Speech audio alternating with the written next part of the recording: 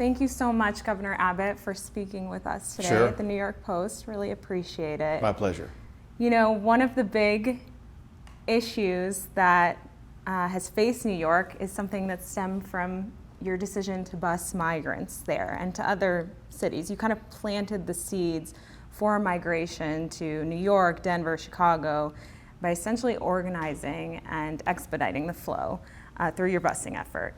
We have people like Jamie Dimon and others saying it's responsible for making the border issue a national issue. Do you deserve credit for that?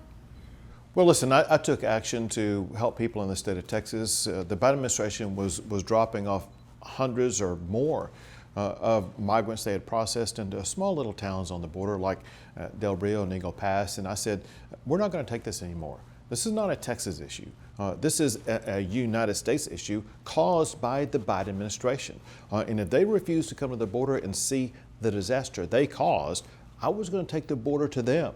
And we were busing migrants initially only to the sanctuary city of Washington, D.C., so that people in Washington, D.C., the leaders there, will see firsthand the chaos they created. And then out of nowhere, Mayor Adams of New York started criticizing me for busing them to New York, which I was not doing. But he kept criticizing me, and I thought, you know what? New York is a sanctuary city, and if I'm going to get the criticism, I'm going to get the credit. And so we started busing them to New York, and then, as you know, it expanded to sanctuary cities across the United States. The sanctuary city, they volunteered to provide food and housing to migrants. And then when they had to actually live up to it, they couldn't do it. But you are right. Because of that process, people across the country began to understand this is not a Texas issue. This is a United States issue. And it made them focus on it politically, either at the city council level or all the way to the presidential level. Yeah, it sounds like from what you're saying that Adams provoked it. Exactly. Is that what happened here? Is he kind of poked the bear and you said, okay, well, if you're accusing me of this, I'll just do it? Yeah. So what was going on in New York, it was actually the Biden administration that was initially sending migrants to New York. And Adams wanted somebody to criticize, and he probably knew it was the Biden administration, but he wanted to use me as a punching bag. And I thought, you know what? If he thinks that we're sending them there, we'll live up to what his expectations are, and we'll start sending them there. But it wasn't just there. Because of the massive flow across the border, we needed a valve release, and that meant that we had to move those migrants from the border that were overrun in small little communities to make sure that we would be able to have locations to send them to.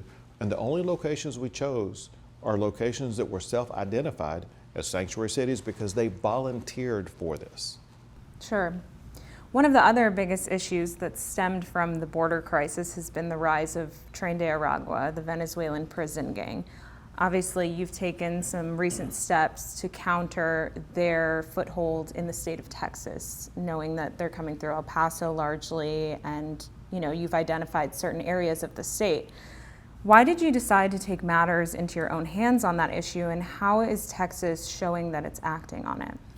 So what's going on with gangs in general, but also dangerous gangs like Tren de Aragua, is so frustrating because this is all caused by Biden and Harris opening the border to people from Venezuela, including gangs. And there's no data that even the Biden administration has to consider whether or not the people coming from Venezuela are gang members or not.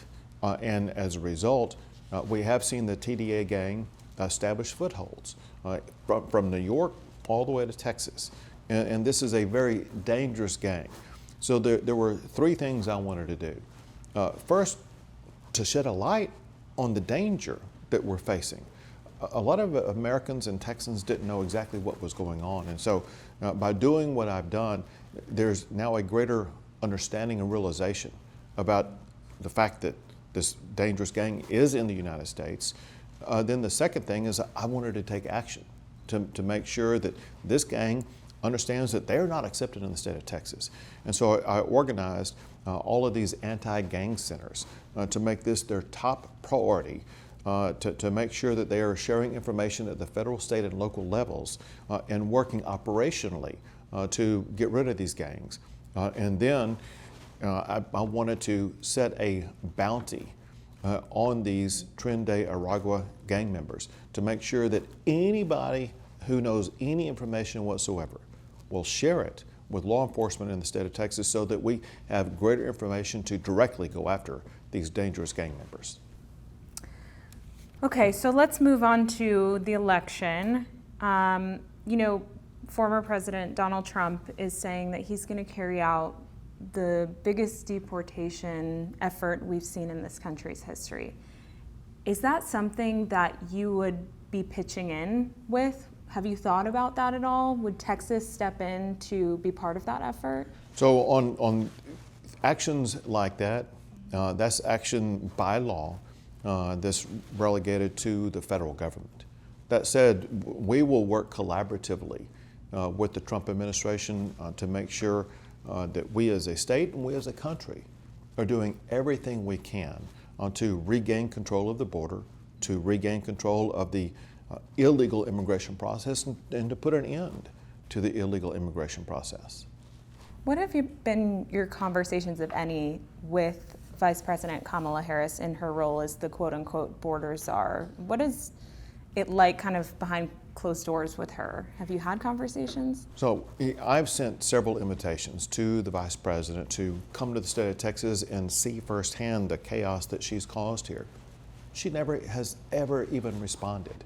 And so there have actually been no conversations despite invitations for her to engage. She has ignored the primary responsibility given to her by President Biden, and that is to do something about the illegal immigration process. And she's refused to step up and do anything about it, including refusing to come to the state of Texas and see the chaos that she created. We have time for two more, Jennie. Okay, great.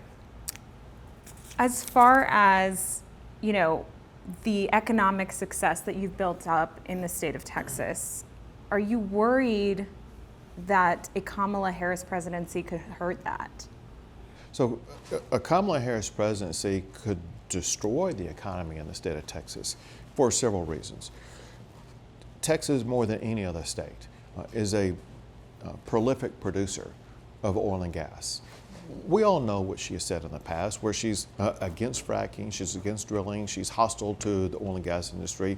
She strongly supported the Green New Deal and would, bust the filibuster rule in the Senate in order to pass the Green New Deal. And so it could cause carnage to the oil and gas industry, which has hundreds of thousands of jobs in the state of Texas, but also produces so much for both the Texas economy and the United States economy. And if she were to do that, it would really stoke inflation again and drive up the price, not just of what you're paying at the gas pump, but also what you're paying for groceries.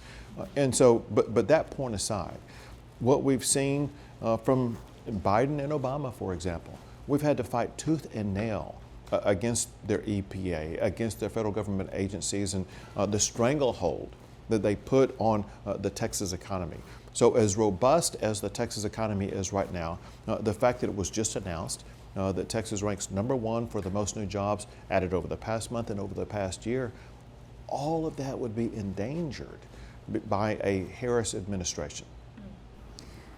So kind of piggybacking off of that, what is your worst fear about a Harris presidency when it comes to the border and specifically Operation Lone Star, Texas's effort to secure it?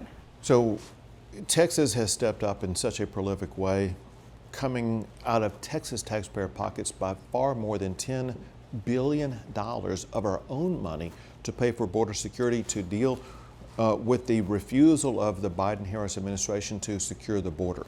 We've had crossed the border under Biden-Harris more than 11 million illegal immigrants. We cannot go through another 4 years of that.